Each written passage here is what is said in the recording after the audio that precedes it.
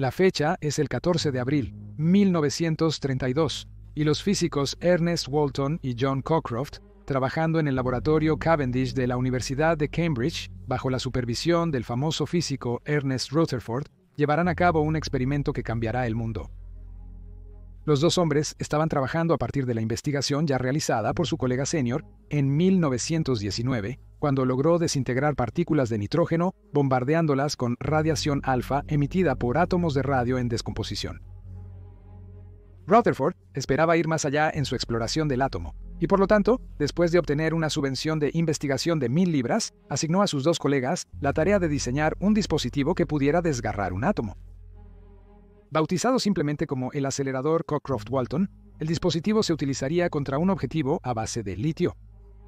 Desde la seguridad de una sala revestida de plomo, los científicos observaron pequeños puntos brillantes que aparecían en un pedazo de sulfuro de zinc, confirmando la primera desintegración artificial de un átomo. En otras palabras, esta fue la primera vez que la humanidad dividió el átomo. Por este logro, tanto Cockcroft como Walton eventualmente recibirían el Premio Nobel de Física. Pero mientras tanto, habían impulsado un nuevo campo de investigación y descubrimiento científico. Uno de los intrigados por la investigación en Cambridge fue el físico de origen alemán Leo Szilard. Mientras revisaba la investigación, tuvo una idea increíble. Si un neutrón, disparado a un átomo, produce la liberación de dos neutrones, cada uno de los cuales golpea otro átomo, repitiendo y así multiplicando el proceso, se produciría una reacción en cadena nuclear, liberando cantidades de energía hasta ahora inimaginables. En ese momento, él no podría haberlo sabido, pero Szilard acababa de formular el principio básico de cómo funcionaría una bomba atómica a través de la fisión nuclear. Las bombas atómicas prometían ejercer un poder inenarrable y podrían remodelar el panorama geopolítico del globo. Por lo tanto, fue perseguido con vigor por todas las potencias mundiales que temían perder su influencia si se quedaban atrás en la era atómica. Esta es la historia de cómo Gran Bretaña, golpeada y rota por la Segunda Guerra Mundial, se abrió camino de regreso a la cima de las potencias militares del mundo en busca del arma definitiva, la bomba de hidrógeno. Bienvenido a Guerras del Mundo. Al principio, Szilard presentó sus teorías a la Marina Británica. Luego, en 1939 se mudó a los Estados Unidos y escribió al presidente Franklin 500 Roosevelt. Le explicó a Roosevelt que, en su opinión, tal reacción nuclear en cadena podría lograrse con un gran pedazo de uranio en el centro de un arma con explosivos convencionales actuando como detonante para la reacción. Advirtió al presidente que si América no desarrollaba pronto esta bomba de reacción en cadena, sin duda las mentes retorcidas de los nazis, que habían arrasado su patria, les ganarían, y el resultado sería apocalíptico. Su carta fue cofirmada por otro famoso científico nacido en Alemania que huía de la tiranía nazi, uno llamado Albert Einstein. En este momento crucial de la historia, no solo Estados Unidos tuvo científicos refugiados alemanes sugiriendo desarrollar un arma antes que los científicos de Hitler tuvieran la oportunidad. De vuelta en Gran Bretaña, Otto Frisch y Rudi Pelleris presentaron sus propios conceptos para una bomba de reacción en cadena. Su momento fue increíblemente afortunado, porque coincidió con el nombramiento de un nuevo primer ministro, quien lideraría a Gran Bretaña a través de la tormenta de la Nueva Guerra, uno que ya tenía un profundo entendimiento del potencial que ofrecía la energía nuclear. El 10 de mayo de 1940, Winston Spencer Churchill sucedió a Neville Chamberlain en el número 10 de Downing Street. Churchill era, sin nada más, una figura algo rebelde en la política británica. Adorado por algunos, absolutamente vilipendiado por otros, su carrera política fue una de grandes alturas y terribles errores, lo que le llevó a pasar gran parte de su tiempo en los años de entreguerras fuera de la política directamente y en su lugar se dedicó al periodismo. Fue como periodista que se dio cuenta agudamente del potencial de la ciencia atómica y escribió y habló extensamente a su audiencia, esbozando un futuro en la era atómica. Utilizando su comprensión de la ciencia y su nuevo poder, Churchill autorizó el inicio de los trabajos en una bomba atómica, con la esperanza de que fuera la primera del mundo. Engañosamente apodado Tube Alloys, el proyecto que involucraba a científicos refugiados británicos, canadienses y alemanes, investigó tanto las armas atómicas como la energía atómica, y estaba en una etapa avanzada de investigación para cuando los Estados Unidos entraron en la guerra en diciembre de 1941. Aparte de las dificultades técnicas que conllevaba tal empresa científica, Tubes siempre enfrentó dos obstáculos principales para lograr su objetivo. Gran Bretaña, asediada por submarinos y apoyando guerras terrestres en el norte de África y Asia contra los japoneses, carecía de los recursos deseados para el equipo involucrado, ya que eran necesarios para mantener el esfuerzo bélico en otros frentes. El segundo era que, a instancias de Szilard y Einstein, entre otros, Roosevelt había instigado un programa de bombas atómicas estadounidense, y al equipo de los Estados Unidos no le gustaba la competencia desde el otro lado del estanque. Incluso Churchill tuvo que aceptar que dos proyectos aliados separados de bombas atómicas eran contraproducentes. Al unir recursos y los talentos de ambos equipos, se podría desarrollar un arma mucho más pronto y se podría usar para acelerar el fin de la guerra. En agosto de 1943, durante una cumbre en Quebec, Canadá, Churchill acordó con Roosevelt combinar aleaciones de tubo con el programa estadounidense, apodado el Proyecto Manhattan. Uno de los enviados desde el Reino Unido para participar fue William Penny, un genio matemático inglés y profesor de física matemática. Su nombramiento para liderar la delegación británica del Proyecto Manhattan en realidad había sido opuesto por la Marina Real, que lo veía como demasiado valioso para perderlo ante los Yankees, debido a sus invaluables contribuciones para prepararse para el 500 y A-500. Pero el Proyecto Manhattan se consideró prioritario. A pesar de la renuencia inicial de sus colegas estadounidenses, Penny ganó rápidamente su respeto, incluyendo a sus colegas anglo-canadienses. El director del Proyecto Manhattan, el mayor general Leslie Groves Jr., comentaría que Penny, junto con Robert Oppenheimer, era uno de los científicos cuyas opiniones buscaba más, porque a menudo eran las más sólidas. Con la experiencia e investigación británicas y canadienses, sumadas al trabajo estadounidense y alemán libre ya realizado, el Proyecto Manhattan avanzó comparativamente rápido. El historiador nuclear estadounidense y ganador del Pulitzer, Richard Rhodes, dijo en una entrevista con el canal 4 del Reino Unido en 1997 que, sin la contribución británica y canadiense, tanto técnica como políticamente, Estados Unidos podría no haber continuado el proyecto dado los vastos recursos involucrados, equivalentes al esfuerzo de llevar un hombre a la Luna, solo 2 décadas después. A pesar de la estrecha cooperación, el equipo de Estados Unidos fue cuidadoso de solo involucrar a sus colegas extranjeros en tareas específicas. Ni siquiera Penny tenía una imagen clara general de la tarea que se estaba llevando a cabo. Así que cuando el 16 de julio de 1945, el proyecto llevó a cabo la primera prueba de bomba atómica en la historia. En el sitio de pruebas Trinity en Nuevo México, el equipo británico no estaba completamente seguro de cómo funcionaba. Solo conocían las partes en las que tenían experiencia teórica o práctica. Asumieron que con el tiempo, eventualmente tendrían acceso a los secretos restantes.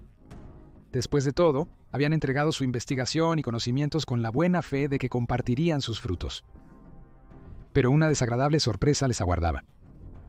Después de los bombardeos atómicos de Hiroshima y Nagasaki solo un mes después, los políticos estadounidenses participaron en una pequeña revisión histórica. La bomba atómica se convirtió en un arma totalmente estadounidense, y como tal en el mundo de la posguerra, buscaron establecer un monopolio sobre las armas nucleares. Cuando un desertor soviético implicó a varios científicos británicos y canadienses en aspiraciones preocupantes sobre el paso de secretos atómicos a Moscú a principios de 1946, los estadounidenses guardaron sus secretos de superarmas aún más de cerca. Menos de un año después del final de la guerra, los Estados Unidos firmaron la Ley McMahon, que prohibía compartir secretos nucleares, incluso con Gran Bretaña, y suspendió toda cooperación futura. Penny y su equipo regresaron hacia Gran Bretaña, sintiéndose más que un poco engañados, pero no eran los únicos.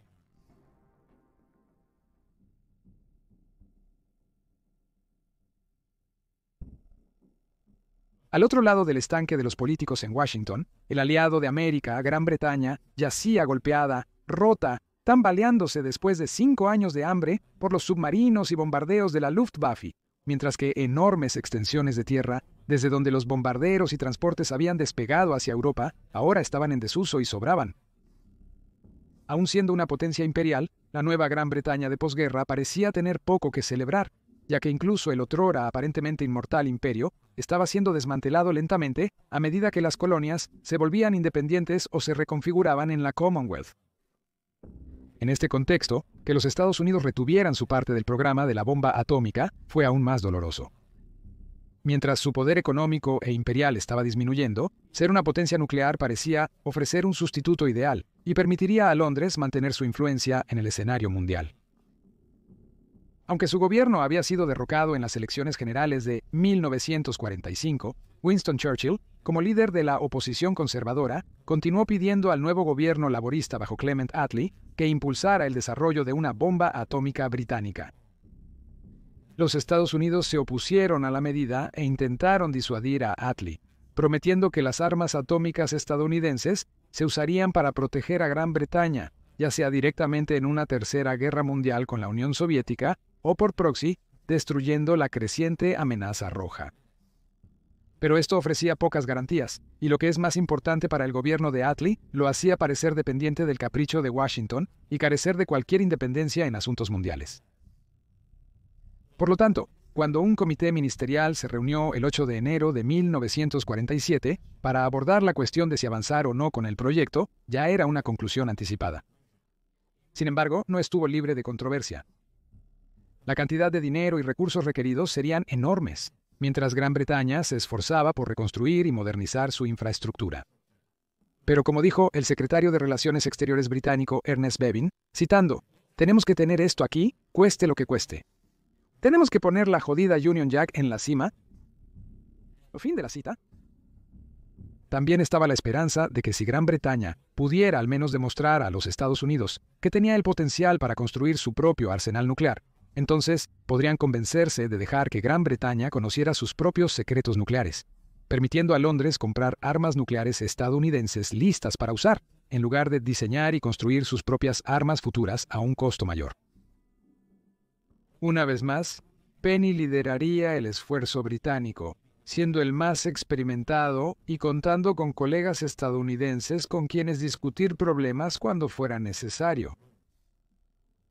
Se dirigió a científicos e ingenieros que había conocido en su trabajo anterior, y juntos comenzaron a trabajar en la bomba británica, cuya importancia solo parecía crecer para Attlee y su gobierno, que ahora tenían que lidiar con una Unión Soviética cada vez más hostil, una hostilidad que, en 1947, llevaría al cierre de todas las rutas terrestres a Berlín Occidental, dando lugar al puente aéreo de Berlín. Inicialmente llamado Investigación de Explosivos de Alta Potencia, Penny y su equipo comenzaron a trabajar en el Real Arsenal en Woolwich. Pero muy rápidamente quedó claro que se necesitaba un sitio más grande, y así, en 1948, fue trasladado a una antigua base de la Real Fuerza Aérea en Real Fuerza Aérea Aldermaston, mientras que la producción del plutonio para el núcleo de la bomba se llevó a cabo en la instalación de Windscale en la costa de Cumbria. Además de los problemas técnicos, la interferencia política y burocrática obstaculizó el esfuerzo británico, pero Penny persistió de alguna manera. Después llegó la noticia más temida en el oeste. El 29 de agosto de 1949, la Unión Soviética probó su propia bomba nuclear. Bomba. El dispositivo RDS-1 de 22 kilotones era sorprendentemente similar a la bomba Fat Man de los Estados Unidos, y con la mayoría de los científicos occidentales especulando que los soviéticos no tendrían una bomba hasta mediados de los años 50, los llevó a suponer que los espías soviéticos en América y Gran Bretaña eran más responsables de este éxito que la ciencia soviética por sí sola. Incluso antes de que la bomba fuera detonada, la inteligencia británica había comenzado a sospechar que el físico alemán Klaus Fuchs, quien había trabajado en el proyecto Manhattan, había estado pasando a los soviéticos información científica sobre el procesamiento de uranio, y en septiembre de 1949 fue llevado a interrogatorio, donde confesó. El interrogatorio a Klaus implicó a varios miembros de los proyectos de bombas tanto americanos como británicos y solo sirvió para alienar aún más las relaciones entre los Estados Unidos y Gran Bretaña en asuntos de desarrollo de armas nucleares. Incluso, se negaron a ayudarles proporcionando un sitio de prueba, obligando al Reino Unido a recurrir a Australia y Nueva Zelanda en busca de ayuda. Finalmente, en 1952, Penny estaba listo para probar su bomba. En lugar de ser detonada en una plataforma o lanzada desde una aeronave, la bomba británica se colocaría dentro del casco de un destructor de la Royal Navy desmantelado, el His Majesty's Ship Plymouth, que estaría anclado en Main Bay, Isla Trimuye, en las Islas Montebello frente a la costa noroeste de Australia. La elección fue deliberada, pues se temía que la Tercera Guerra Mundial comenzaría con los soviéticos contrabandeando bombas nucleares a puertos occidentales en barcos de carga, eludiendo defensas nacionales, para matar líderes en Londres o Washington. Bajo el estandarte de la Operación Huracán, el 3 de octubre de 1952, se colocaron 7 kilos de plutonio refinado dentro de la bomba, y después de que las flotas australiana y británica se retiraron, la bomba fue detonada, y al hacerlo, estableció a Gran Bretaña como la tercera potencia atómica. Con 25 kilotones, la bomba tenía un rendimiento significativamente mayor que el arma de 15 kilotones que había destruido Hiroshima, y nadie estaba más complacido que el hombre que recientemente había sido reelegido en Downing Street, Sir Winston Churchill. El problema ahora, por supuesto, era que una bomba nuclear no es más que un pisapapeles extremadamente peligroso si no se puede entregar al objetivo.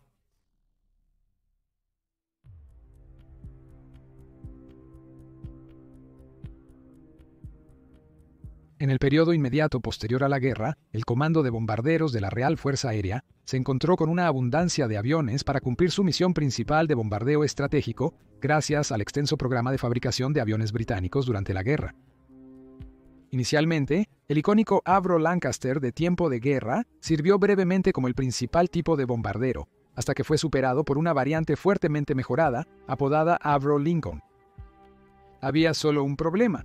Estos aviones habían quedado obsoletos por la llegada de los cazas a reacción y las mejoras en la tecnología de radar que los guiaría hacia los bombarderos. Una gracia salvadora para el comando llegó en 1949, en la forma del hermosamente clásico bombardero a reacción de 2 motores English Electric Canberra. Este avión tendría una carrera extraordinariamente exitosa, sirviendo en varios roles hasta el siglo XXI, y su rendimiento para la época fue tal que incluso la Fuerza Aérea de los Estados Unidos desplegaría una versión americanizada, construida por la Martin Aircraft Company y designada como la B-57.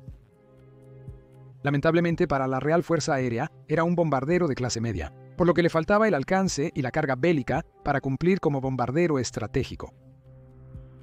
Desesperado, el Ministerio del Aire británico se vio obligado a ir con la mano extendida a los Estados Unidos, buscando un avión para reemplazar a los Lincolns en el ínterin, mientras emitían un requisito para una nueva generación de bombarderos a reacción de alto rendimiento, capaces de transportar las pesadas armas nucleares británicas de primera generación. Al igual que Gran Bretaña, los Estados Unidos tenían un excedente de aviones disponibles, siendo el más notable el Boeing B-29 Superfortress, posiblemente el mejor bombardero de la guerra, y el mismo avión que hizo historia al lanzar las bombas atómicas sobre Hiroshima y Nagasaki. La Real Fuerza Aérea prestó 87 B-29s que tuvieron que ser reacondicionados para volver a estar operativos después de haber estado en almacenamiento durante varios años antes de su entrega en 1951. En el servicio de la Real Fuerza Aérea, el avión era conocido como el Washington B-1, pero mientras que el B-29 es recordado con mucho cariño en los círculos estadounidenses, en la Real Fuerza Aérea, el Washington es recordado como cualquier cosa menos eso. Aunque ofrecía un rendimiento superior al del Lincoln, también estaba al borde de la obsolescencia, como pronto se demostraría dramáticamente en los cielos de Corea, donde los B-29 estadounidenses estaban siendo diezmados por los cazas a reacción MiG-15 fabricados por los soviéticos. Técnicamente, sin embargo, la Real Fuerza Aérea ahora poseía un avión capaz de transportar la primera generación de armas nucleares, aunque serían las que tendrían que ser proporcionadas inicialmente por los Estados Unidos en tiempo de guerra, aunque nunca se llegó a un acuerdo formal al respecto. Sin embargo, incluso entonces, el B-29 apenas podía cumplir su función. El desafío no solo consistía en elevar la bomba nuclear al cielo. Si ese fuera el caso, incluso el Lancaster podría teóricamente llevar uno, pero más bien es que el avión necesitaba ser capaz de volar lo suficientemente alto y rápido para escapar de la explosión. Los aviones utilizados para atacar Hiroshima y Nagasaki tuvieron que ser despojados de tantas partes como fuera posible para aligerar su peso, de modo que pudieran aumentar su velocidad y altitud después de soltar sus cargas mortales. Pero incluso entonces, el avión sufrió terribles vibraciones por las ondas de choque después de la detonación, y esas bombas eran pequeñas en comparación con las armas más nuevas. Se teorizó, por lo tanto, que soltar estas armas más nuevas probablemente también destruiría el B-29 atacante o un Washington. También necesitaría un rendimiento muy alto para eludir las defensas enemigas cada vez más sofisticadas. El Ministerio del Aire británico era muy consciente de estos problemas, incluso antes de que el proyecto Manhattan hubiera producido su primera bomba de prueba, por lo que habían comenzado a investigar posibles especificaciones para un nuevo bombardero a reacción diseñado en torno al tamaño y potencia proyectados de las armas atómicas ya en 1944. Esto llevó a la emisión de la especificación B-3546 un año después de que la guerra había terminado. Esto delineó la necesidad de un bombardero de ala barrida propulsado por jet, con una velocidad de crucero de más de 500 nudos, un techo de servicio de al menos 55.000 pies, e incorporaría algunos de los últimos avances en tecnología de aeronaves, algunos de los cuales habían provenido de la investigación alemana capturada. Dado el agotamiento de los pedidos después de la guerra y la alta prioridad que el gobierno británico había puesto en su programa de armas atómicas, todos los principales fabricantes de aviones británicos estaban ansiosos por obtener este lucrativo y potencialmente salvavidas contrato. No queriendo arriesgar sus apuestas, el gobierno británico decidió seleccionar dos diseños para la producción, estos provenientes de Avro y Handley Page. Este movimiento no fue una sorpresa, ya que estas empresas habían sido la columna vertebral del inventario del Comando de Bombarderos durante la guerra, produciendo el superlativo Lancaster y el robusto Halifax. Mientras tanto, los hermanos Short de Irlanda del Norte, constructores principalmente de hidroaviones y del olvidado Short Stirling de la Real Fuerza Aérea durante la guerra, recibieron un contrato para construir un tercer avión como respaldo en caso de que los de Avro y Handley Page resultaran demasiado ambiciosos. Bautizado como el Short SA-4 Sperrin, este era esencialmente un bombardero de guerra completamente convencional, pero impulsado por 4 motores a reacción Rolls-Royce Avon, montados en pares verticales en 2 góndolas de motor. Vickers, uno de los contendientes fracasados que construyó el famoso bombardero Wellington, pieza clave en el esfuerzo de guerra inicial del Comando de Bombarderos, pensó que tenía algo que aportar entre estos dos enfoques. George Edwards, el diseñador jefe de Vickers, abogó por lo que describió como un bombardero completamente serio que se construiría utilizando técnicas y materiales probados, pero incorporaría los elementos de diseño avanzado de los nuevos tipos que se estaban produciendo. Sin embargo, lo que realmente captó la atención del Ministerio del Aire fue su promesa de que podría tener un prototipo funcional en el aire en menos de 3 años, mucho antes que Avro y Handley Page. Dada la situación deteriorada en Europa después del bloqueo de Berlín, el Ministerio del Aire se convenció y otorgó a Vickers un contrato para un prototipo para pruebas. Inicialmente, Vickers había diseñado un diseño de ala barrida con 6 motores y armamento defensivo, pero con la disponibilidad de motores turbojet Rolls-Royce Avon más potentes, el número se redujo a 4. Y, para optimizar el rendimiento, se quitaron las armas defensivas. En su lugar, usaría la velocidad y el rendimiento de altitud para escapar de la intercepción enemiga, un concepto bien demostrado por los bombarderos de Havilland Mosquito en la Segunda Guerra Mundial. Sorprendentemente, dado lo propensos a retrasos que eran los contratos de aviones en ese momento, Edwards pudo cumplir su palabra y el primer prototipo tomó el cielo después de solo 27 meses, el 18 de mayo de 1951, volviendo al Sperrin superfluo para los requisitos y siendo terminado. A pesar de perder el primer prototipo en menos de un año por un incendio en el motor, las pruebas continuaron sin problemas. Tradicionalmente, los aviones del Comando de Bombarderos llevaban el nombre de ciudades de la Mancomunidad Británica, pero tal fue la radical desviación de los bombardeos tradicionales con estos 3 nuevos aviones, que se decidió romper con esta tradición y en su lugar cada avión adoptaría un nombre que comenzara con la letra UMB. Por lo tanto, al distintivo avión de ala delta de Avro se le otorgó el nombre de Quinto Ulcan, mientras que el elegante avión de apariencia casi de ciencia ficción de Handley Page se convirtió en el Quinto Ictor. En Quinto ICARS se realizó una encuesta entre el personal para un nombre y uno sobresalió por encima de todos los demás, el Quinto Alliant. Colectivamente, este trío de bombarderos nucleares se conocería como la Fuerza Quinto, el Quinto Ulcan, el Quinto Ictor y el Quinto Alliant. Deseando poner el avión en servicio lo más rápido posible, se realizó un pedido inicial de 25 Valiants, incluso antes de que el primer prototipo hubiera volado. También se desarrolló una versión modificada, el Valiant B-2, optimizado para la penetración a bajo nivel, para el papel de Pathfinder, marcando objetivos para el ataque de los bombarderos de alta altitud, nuevamente como el Mosquito durante la guerra. Al final, se descartó esta versión, ya que el equipo de navegación moderno volvió obsoleta la misión. El 8 de febrero, 1955, los primeros V Alliant B-1 operativos fueron entregados a la Real Fuerza Aérea, y la Fuerza V se volvió operativa, siendo el armamento principal las armas Blue Danube. El Vulcan seguiría un año después, y el Victor un año después de eso. Aunque no tan avanzado como los aviones posteriores, el Valiant impresionó a muchos, incluyendo a la Fuerza Aérea de los Estados Unidos, quienes presenciaron su rendimiento de primera mano durante las competencias de bombardeo del Comando Aéreo Estratégico, deleitando a los políticos británicos que intentaban demostrar el valor de Gran Bretaña a su aliado aún reacio. Sin embargo, la verdadera prueba se demostraría el 11 de septiembre de 1956. Un Valiant B-1 de la Real Fuerza Aérea, el Escuadrón 49 de la Real Fuerza Aérea al mando de Edwin Flavell, fue asignado para realizar el primer lanzamiento en vivo de un arma nuclear británica desde un avión británico. El lanzamiento aéreo fue uno de los 3 pruebas nucleares realizadas en Maralinga en 1956 sin Dwight ONU, como parte de la Operación Búfalo, y fue con mucho la prueba más difícil, con una serie de preocupaciones que se plantearon que llevaron a que el arma Blue Danube se degradara significativamente en potencia a solo 3 kilotones. Guiada y liberada por el apuntador de bombas del Valiant, el teniente de vuelo Eric Stacy, la bomba cayó aproximadamente 91 metros a la izquierda y 55 metros cortos del objetivo, detonando a una altura de 150 metros o 490 pies a las 1527 horas. Para hacer un bombardeo nuclear fue muy preciso. Luego se formaron 2 nubes, una a baja altura a unos 2100 metros, o 7000 pies, y más tarde, una nube a gran altura a 3700 metros o 12000 pies.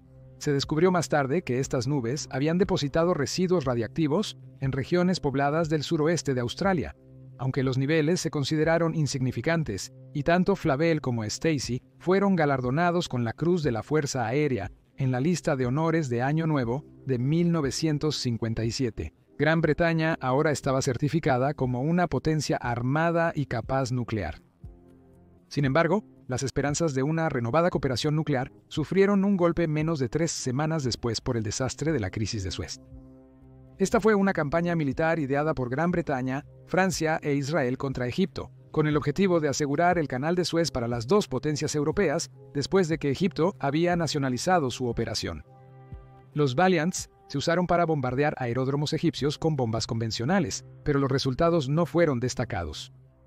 Esta empresa se realizó sin la consulta de los Estados Unidos, dejando al presidente 500 White, 500 Eisenhower furioso, no solo por haber sido engañado por 2 de sus principales aliados en Europa, sino también porque la operación distrajo de los eventos en Hungría, donde un levantamiento en Budapest contra el gobierno prosoviético estaba siendo brutalmente aplastado por los tanques del Ejército Rojo. Bajo presión política e incluso económica de Washington, Gran Bretaña y Francia se vieron obligadas a retirarse, a pesar de haber derrotado militarmente a las fuerzas egipcias en la zona del canal. La crisis de Suez fue una lección sobria para Gran Bretaña de que, en el mundo posterior a la guerra, no tenía más opción que ser una Atenas para la Roma de América. Asegurar la cooperación nuclear era ahora más importante que nunca, pero Gran Bretaña todavía tenía que demostrar que, en lugar de ser una carga para el programa de armas nucleares estadounidense, podría ser en cambio un activo clave.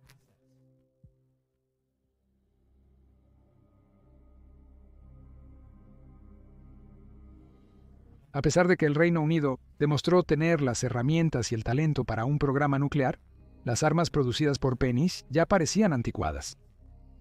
A las pocas semanas del éxito de la Operación Huracán, los Estados Unidos probaron la siguiente generación de armas nucleares, la bomba de hidrógeno. En lugar de usar la fisión nuclear para dividir un átomo, una bomba de hidrógeno, también conocida como bomba termonuclear, funciona fusionando isótopos de hidrógeno para generar un enorme poder explosivo. Es tan poderosa que en realidad requiere una bomba atómica de fisión de primera generación como detonante para iniciar el proceso. apodada Ivy Mike, la primera bomba de hidrógeno fue detonada por los Estados Unidos el 1 de noviembre de 1952 y produjo un rendimiento en el orden de 10.4 megatones, un asombroso 700 veces más poderoso que la bomba de Hiroshima. La llegada de la bomba de hidrógeno trajo varios problemas al gobierno de Churchill. En primer lugar, desvaneció las esperanzas de que la Operación Huracán finalmente convencería a los Estados Unidos de derogar la Ley McMahon y de renovar la cooperación en el desarrollo de armas nucleares. Si acaso, los Estados Unidos redoblaron sus políticas proteccionistas con respecto a esta nueva superarma por miedo a perder el control de la misma. Luego, menos de un año después de Ivy Mike, los soviéticos detonaron su propia bomba de hidrógeno, aunque considerablemente menos potente, lo que llevó al gobierno británico a contemplar si también debería comenzar a trabajar en bombas de hidrógeno, o simplemente trabajar en mejorar sus bombas de fisión, que aún tenían un papel táctico útil en el ataque a aeródromos y áreas de preparación para ejércitos hostiles, pero que carecían del factor de disuasión de las armas de hidrógeno de los Estados Unidos o soviéticas, dejando la posición de Gran Bretaña considerablemente más débil. El gobierno de Churchill enfrentaba otro problema creciente en este momento crucial.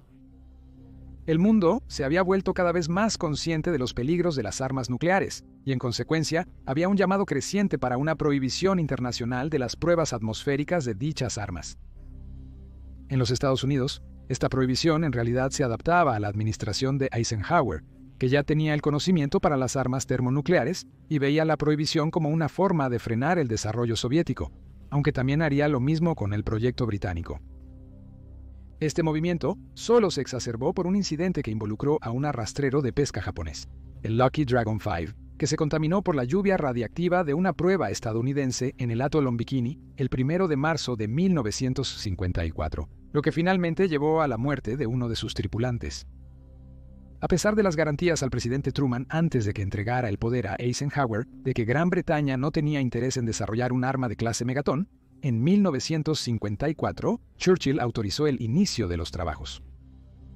Churchill anunció la decisión a su gabinete el 7 de julio, pero apenas había un consenso y tomaría casi 3 semanas de intenso debate antes de que pudiera alinear a su gobierno.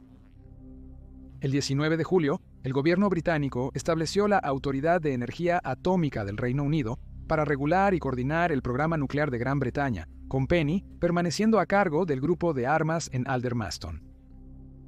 Bajo las instrucciones de Churchill, Penny y su equipo volvieron a la mesa de dibujo y comenzaron a trabajar en el diseño de una bomba de hidrógeno británica.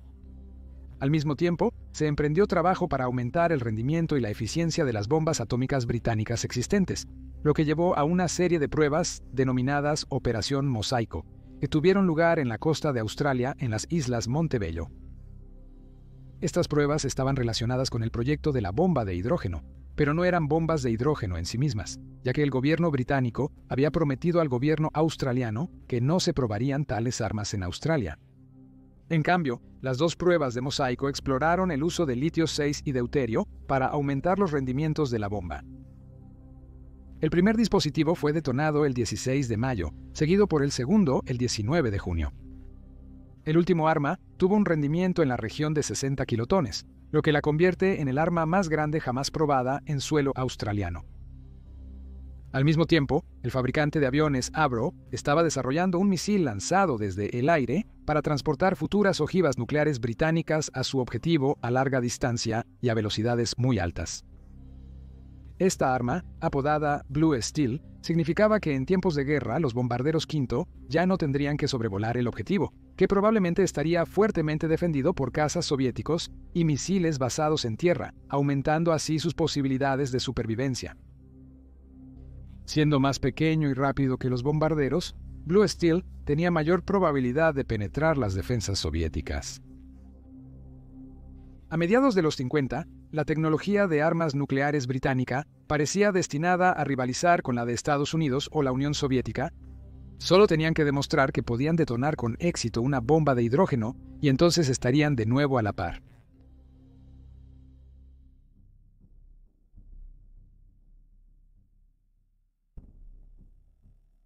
El equipo de Penny sabía que las pruebas atmosféricas probablemente terminarían pronto, por lo que tenían que trabajar rápido.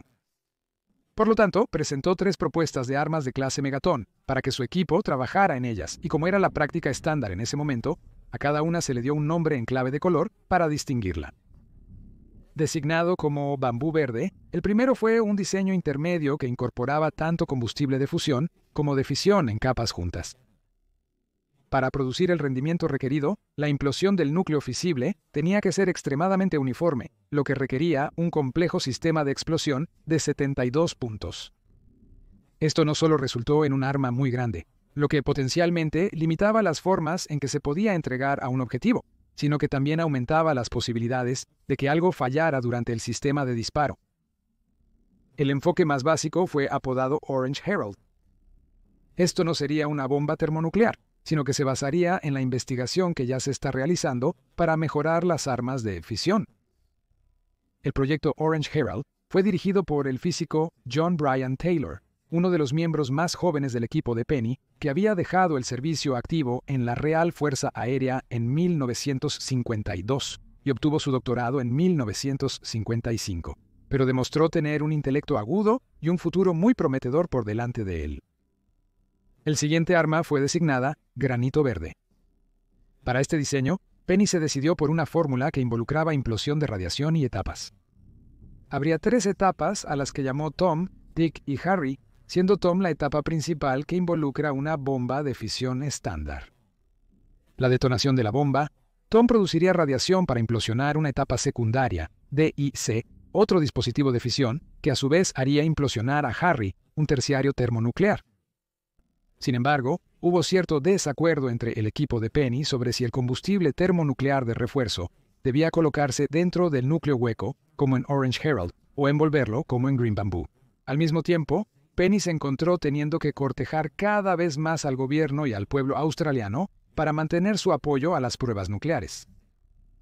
En ese sentido, la naturaleza modesta y casi tímida del científico le ganó mucho crédito a los ojos del público australiano, ya que era un marcado contraste con las personalidades agresivas y a menudo arrogantes que esperaban de los políticos y líderes británicos. Sin embargo, todavía había resistencia a las pruebas de bombas de hidrógeno en o cerca del territorio australiano. Al darse cuenta de que las Islas Montebello no eran una opción para el programa termonuclear, los políticos británicos comenzaron a buscar otros posibles lugares de prueba. En un momento, incluso se propuso que las pruebas se llevaran a cabo en la Antártida, aunque esto sin duda habría provocado una oposición generalizada tanto de amigos como de enemigos. También se consideraron varias islas del Pacífico Sur, algunas de las cuales estaban bajo la administración de Nueva Zelanda. Sin embargo, el primer ministro de Nueva Zelanda, Sidney Holland, consciente de la creciente oposición a las pruebas nucleares entre su población y con una elección general inminente en 1957, rechazó las solicitudes británicas. A medida que avanzaba el trabajo en las bombas, la elección se redujo a la isla Malden o la isla McKean, en la región del Pacífico Central. Ambas islas deshabitadas eran reclamadas y administradas conjuntamente por Estados Unidos y Gran Bretaña, de manera única. Finalmente, Malden se convirtió en la favorita después de las encuestas aéreas y marítimas realizadas por la Real Fuerza Aérea y la Real Armada de Nueva Zelanda respectivamente. El primer ministro Holland aún estaba dispuesto a cooperar con las pruebas si se realizaban en otro lugar. Con Malden elegida para el sitio de prueba, la base principal para el personal militar y científico, así como para los muchos observadores, se establecería en la isla de Navidad, ahora conocida como Kirimati, a unas 400 millas náuticas al norte. Al sur estaba la isla Penryn, usada por la Fuerza Aérea de Estados Unidos como sitio de monitoreo técnico y estación meteorológica. A medida que se iniciaban los trabajos para preparar el área para la masiva devastación que se le infligiría, el gobierno británico dio a las pruebas un nombre en clave. Nombre en clave Grapple.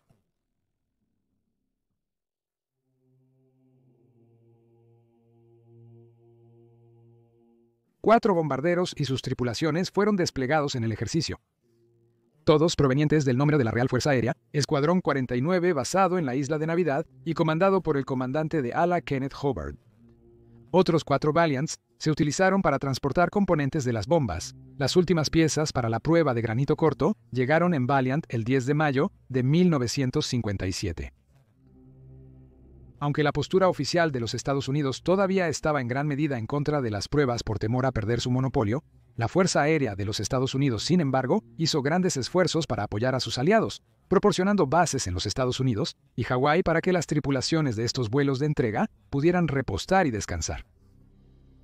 El día después de que llegaron las últimas piezas de granito corto, los Valiants realizaron un ensayo general. Despegaron 2 Valiants, uno actuando como el avión de entrega y el otro para monitorear los eventos, a lo que las tripulaciones se referían como grandstanding.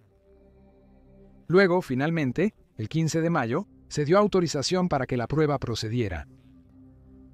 El Valiant, pilotado por el comandante de ala Hubbard, despegó de la isla de Navidad a las 09 horas rumbo a su objetivo y armado con el dispositivo de granito corto. A las 1038 horas, el dispositivo fue liberado desde una altitud de 45.000 pies, después de lo cual el Valiant giró bruscamente mientras la bomba continuaba avanzando por el impulso mientras caía, aumentando la distancia del avión tanto como fuera posible antes de que se activara. Desde la perspectiva de la tripulación, volaban de noche, ya que todas las ventanas se cubrieron poco antes de la liberación para proteger sus ojos del deslumbrante destello. 52 segundos después de la liberación, la bomba detonó. A través de las pequeñas brechas dejadas en las ventanas de los Valiant, sino por las persianas que las cubrían, brillantes haces de luz iluminaban los marcos de las ventanas. Segundos después, el Valiant de Hubbard y el avión de la tribuna temblaron cuando la onda de choque los alcanzó. Fue seguido por una segunda explosión menos potente, ya que las ondas de choque que golpearon el suelo rebotaron nuevamente en el aire. La bomba estaba preparada para detonar a 9.000 pies sobre el suelo, con el objetivo de reducir la cantidad de polvo irradiado que resultaría en la caída radiactiva. Al analizar los resultados de la explosión en las horas siguientes, Penny quedó algo decepcionada con todo el evento. La explosión fue solo una fracción de lo planeado, generando una detonación de 300 kilotones en la región. También se descubrió más tarde que la tripulación de Hubbard había fallado su objetivo por 382 metros. Aunque al apuntar a un aeródromo o una pequeña ciudad, el arma todavía era probable que lo destruyera todo. A pesar de los informes de Penny que indicaban lo contrario, el gobierno británico declaró la prueba un éxito, aunque eran bastante vagos en cuanto a si Gran Bretaña realmente era una potencia termonuclear. Mientras tanto, Penny decidió que ahora iba a cancelar la prueba de granito verde y en su lugar modificar el diseño de granito corto para producir un nuevo diseño, granito morado. Contaría con uranio adicional 235 y una carcasa exterior de aluminio.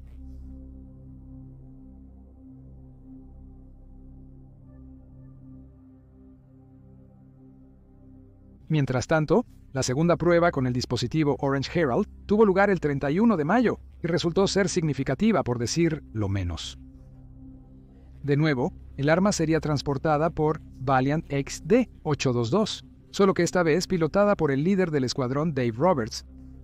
El vuelo hasta el punto de entrega fue sin incidentes, y a las 10:44 el dispositivo Orange Herald fue liberado desde la bodega de bombas del Valiant.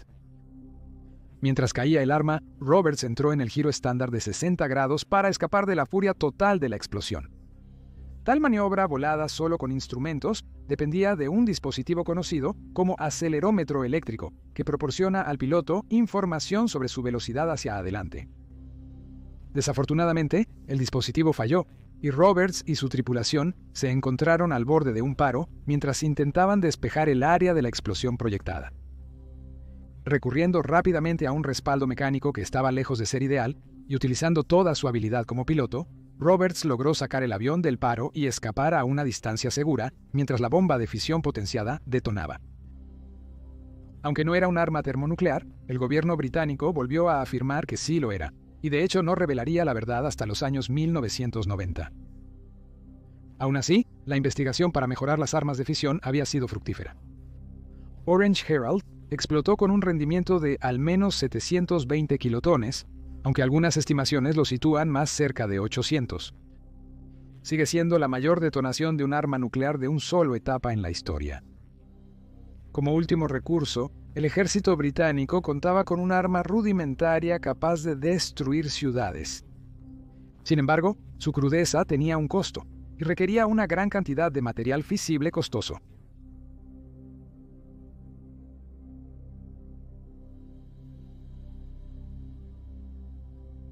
Después de haber reconfigurado el arma de granito corto en granito púrpura, Penny estaba listo para probar el arma termonuclear de nuevo.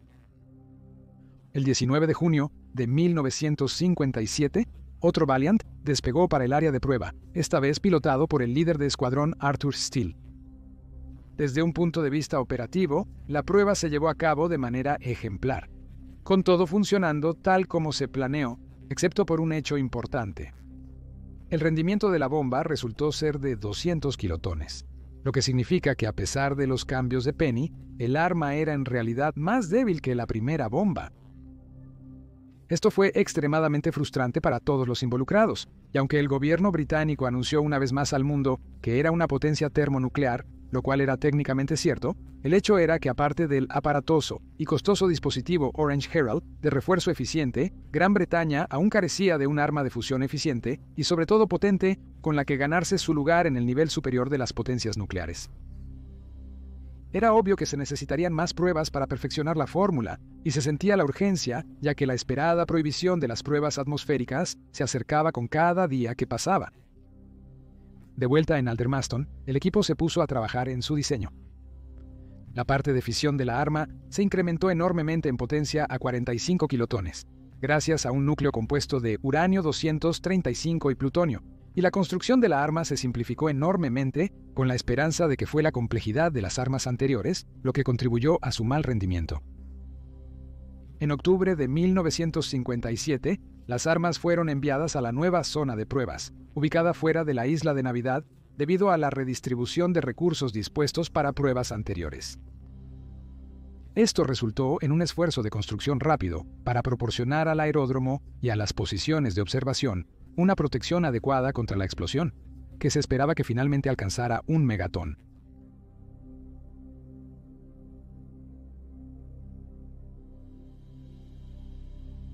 La prueba estaba programada para el 8 de noviembre, 1957, pero el gobierno británico había retrasado el aviso requerido a los barcos que transitaban por la zona por seguridad.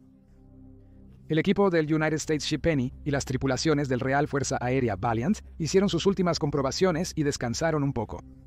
Un avión de patrulla marítima Real Fuerza Aérea Shackleton, realizando un barrido de seguridad en el área, descubrió algo que amenazaba con echar a perder todo el esfuerzo. En las primeras horas, se detectó a un carguero con bandera liberiana, el SS Effie, navegando inadvertidamente directamente hacia el área de prueba.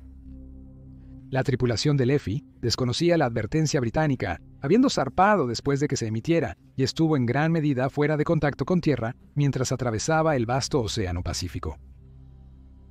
La tripulación del Shackleton intentó contactar al Effie por radio, pero parecía que la mayoría de la tripulación estaba durmiendo, y la sala de radio estaba desatendida. Por lo tanto, se dirigió al His Majesty's Ship Cossack a la posición del barco, y parecía que la prueba tendría que cancelarse hasta que justo después de las 0600 horas, el Shackleton informó que finalmente alguien a bordo del Effie había respondido la radio y el barco navegó hacia la seguridad. Esta vez no se invitó a los medios a las pruebas, pero hubo 2 observadores estadounidenses en la forma del contraalmirante de la Marina de los Estados Unidos General de Servicio Patrick, el director de la División de Energía Atómica en la Oficina del Jefe de Operaciones Navales, y el brigadier general de la Fuerza Aérea de los Estados Unidos, John W. White, el jefe adjunto del proyecto de armas especiales de las Fuerzas Armadas. La Real Armada de Nueva Zelanda también proporcionó 2 barcos para monitorear el clima, mientras que el destructor británico His Majesty's Ship Cossack fue encargado de proporcionar seguridad dentro del área de prueba. A las 07:35 horas, Vickers Valiant XD-824, pilotado por el líder del escuadrón Barney T. Millett, comenzó a arrancar sus motores con el dispositivo ominosamente apodado como Ronda A en la bodega de bombas de su avión, y pronto estaba corriendo por la pista. De nuevo, un segundo valiente se unió a él y a su tripulación en la posición de tribuna. Justo más de 1 hora después, con las comprobaciones finales completadas y la autorización dada, la bomba fue liberada de su avión sobre el área objetivo, después de lo cual comenzó rápidamente su acción evasiva, alejándose del arma descendente mientras se arqueaba hacia abajo hacia el objetivo. A las 08:47 horas, la bomba detonó. Inmediatamente, todos los que observaban supieron que finalmente habían logrado el éxito. La explosión no solo fue más grande que cualquier cosa anterior, sino que superó lo anticipado. significativamente más grande, de hecho, porque el rendimiento de esta bomba diseñada y fabricada por los británicos eventualmente se registraría en 1.8 megatones. De hecho, fue tan grande e inesperado que la explosión dañó varios edificios y aviones estacionados en la isla. Y por lo tanto, esta vez cuando el gobierno británico anunció que ahora estaba en el club termonuclear con los americanos y soviéticos, ya no era una exageración o un guiño del ojo. Gran Bretaña ahora sí tenía el arma definitiva.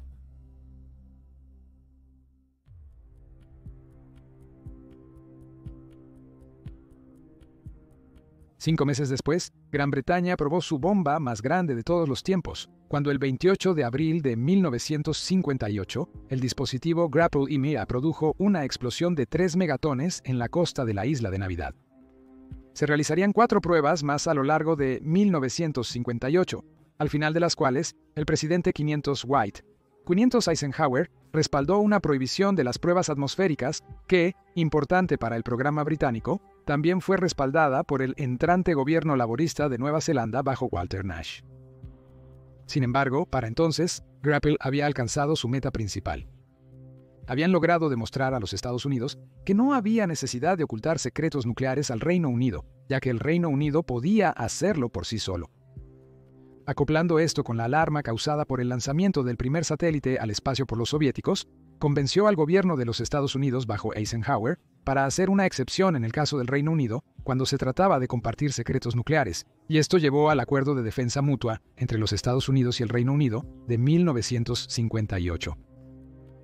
Esto comenzó un nivel de cooperación en el desarrollo nuclear no visto desde el Proyecto Manhattan y permitió al ejército británico comprar armas o diseños estadounidenses directamente de la estantería. El misil Blue Steel, por ejemplo, que estaba destinado a dar a los bombarderos V la capacidad de lanzar sus armas nucleares lejos del área objetivo fuertemente defendida, entró en servicio en 1963, equipado con una versión británica de la ojiva estadounidense WA-Porcine V-28, que tenía un rendimiento proyectado de casi 1.5 megatones. Sin embargo, el bombardero poco divertido que era el Valiant, que había sido tan instrumental en hacer que Grapple fuera un éxito, no desplegaría esta arma, ya que su carrera sería bastante corta.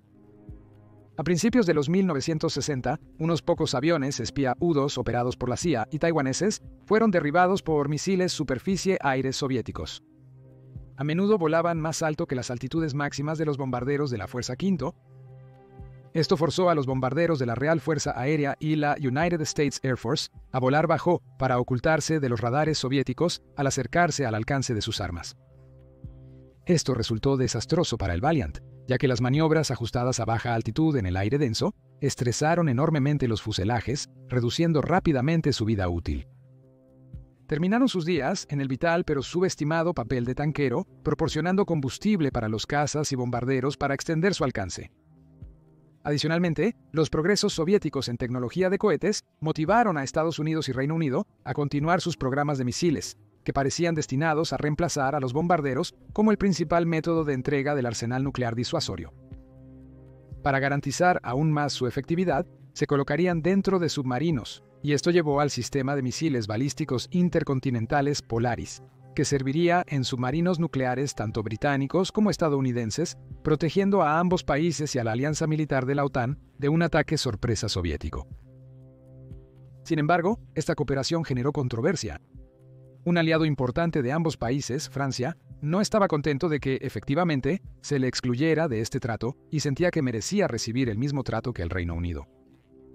Esto impulsó a Francia a actuar por su cuenta, convirtiéndose en una potencia nuclear independiente en 1960 y manteniendo hasta el día de hoy una fuerza de submarinos de misiles balísticos nucleares, pero equipados con armas francesas.